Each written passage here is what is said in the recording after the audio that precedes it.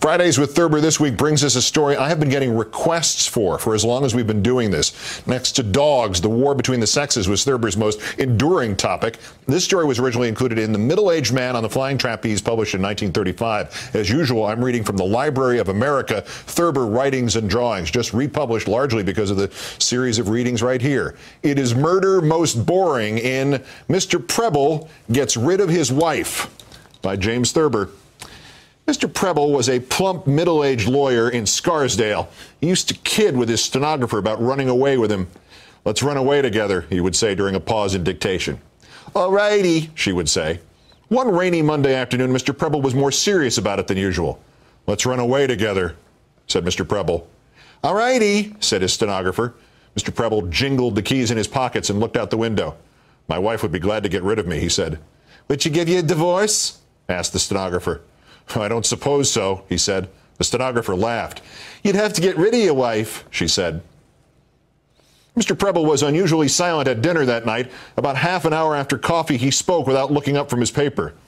"Let's go down in the cellar," Mr. Preble said to his wife. "What for?" she said, not looking up from her book. "Oh, I don't know," he said. "We never go down in the cellar anymore the way we used to." "We never did go down in the cellar that I remember," said Mrs. Preble. "I could rest easy the balance of my life if I never went down in the cellar." Mr. Preble was silent for several minutes.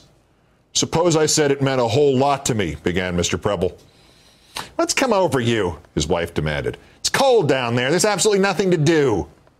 "We could pick up pieces of coal," said Mr. Preble. "We might get up some kind of game with pieces of coal." "I don't want to," said his wife. "Anyway, I'm reading." "Listen," said Mr. Preble, rising and walking up and down. "Why won't you come down to the cellar? You can read down there as far as that goes." "There isn't a good enough light down there," she said. "And anyway, I'm not going down into the cellar. You may as well make up your mind to that." "Gee whiz," said Mr. Preble, kicking at the edge of a rug. "Other people's wives go down in the cellar. Why is it you never want to do anything? I come home worn out from the office. You won't even go down in the cellar with me. God knows it isn't very far. It isn't as if I was asking you to go to the movies or someplace." "I don't want to go," shouted Mrs. Preble. Mr. Preble sat down on the edge of a davenport. All right, he said. He picked up the newspaper again. "I wish you'd let me tell you more about it. It's kind of a surprise." "Will you quit harping on that subject?" asked Mrs. Preble. "Listen," said Mr. Preble, leaping to his feet. "I might as well tell you the truth instead of beating around the bush. I want to get rid of you so I can marry my stenographer." "Is there anything especially wrong with that? I mean, people do it every day. Love is something you can't control." "We've been all over that," said Mrs. Preble. "I'm not going to go all over that again." "I just wanted you to know how things are," said Mr. Preble. "But you have to take everything so literally. Good Lord, do you suppose I really wanted to go down in the cellar and make up some silly game with pieces of coal?" "I never believed that for a minute," said Mrs. Preble. "I knew all along you wanted to get me down there and bury me." "Well, you can say that now after I told you," said Mr. Preble. "But it would never have occurred to you if I hadn't." "You didn't tell me. I got it out of you," said Mrs. Preble. "Anyway, I'm always 2 steps ahead of what you're thinking." "You're never within a mile of what I'm thinking," said Mr. Preble. "Is that so? I knew you wanted to bury me the minute you set foot in this house tonight." Mrs. Preble held him with a glare. "Now, that's just plain damn exaggeration," said Mr. Preble, considerably annoyed. "You knew nothing of the sort. As a matter of fact, I never thought of it till just a few minutes ago."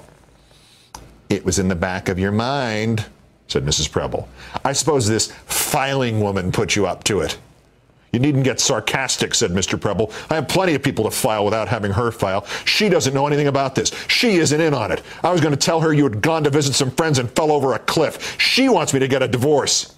"That's a laugh," said Mrs. Preble. "That's a laugh. You may bury me, but you'll never get a divorce." "She knows that. I told her that," said Mr. Preble. I told her that I'd never get a divorce." "Oh, you probably told her about burying me, too," said Mrs. Preble. "That's not true," said Mr. Preble with dignity. "That's between you and me. I was never going to tell a soul." "You'd blab it to the whole world. Don't tell me," said Mrs. Preble. "I know you." Mr. Preble puffed at his cigar. "I wish you were buried now it was all over with," he said. "Don't you suppose you would get caught, you crazy thing?" she said. "They always get caught. Why don't you go to bed? You're just getting yourself all worked up over nothing." I'm not going to bed, said Mr. Preble. I'm going to bury you in the cellar. Got my mind made up to do it. I don't know how I could make it any plainer. Listen, cried Mrs. Preble, throwing her book down. Will you be satisfied and shut up if I go down in the cellar? Can I have a little peace if I go down in the cellar? Will you let me alone then? Yes, said Mr. Preble, but you spoil it by taking that attitude. Sure, I always spoil everything. I stop reading right in the middle of a chapter. I'll never know how the story comes out, but that's nothing to you. Did I make you start reading the book? Asked Mr. Preble. He opened the cellar door. Here, you go first, said Mrs. Preble, starting down the steps. It's cold down here. You would think of this at this time of year. Any other husband would have buried his wife in the summer. You can't arrange these things just whenever you want to, said Mr. Preble. I didn't fall in love with this girl till late fall. Anybody else would have fallen in love with her long before that. She's been around for years. Why is it you always let other men get in ahead of you? Mercy, but it's dirty down here. What have you got there? I was going to hit you over the head with this shovel, said Mr. Preble. You were, huh? Said Mrs. Preble. Well, get that out of your mind. Do you want to leave a great big clue right here in the middle of everything where the first detective that comes snooping around will find it? Go out in the street and find some piece of iron or something that doesn't belong to you. Oh, all right, said Mr. Preble, but there won't be any piece of iron in the street. Women always expect to pick up a piece of iron anywhere. If you look in the right place, you'll find it, said Mrs. Preble. And don't be gone long. Don't you dare stop in at that cigar store. I'm not going to stand down here in this cold cellar all night and freeze. All right, said Mr. Preble. I'll hurry. And shut that door behind you, she screamed after him. Where were you born? In a barn? Mr. Preble gets rid of his wife. That's Countdown. Portions written by James Thurber. I'm Keith Olbermann. Have a nice 4th of July. Good night and good luck.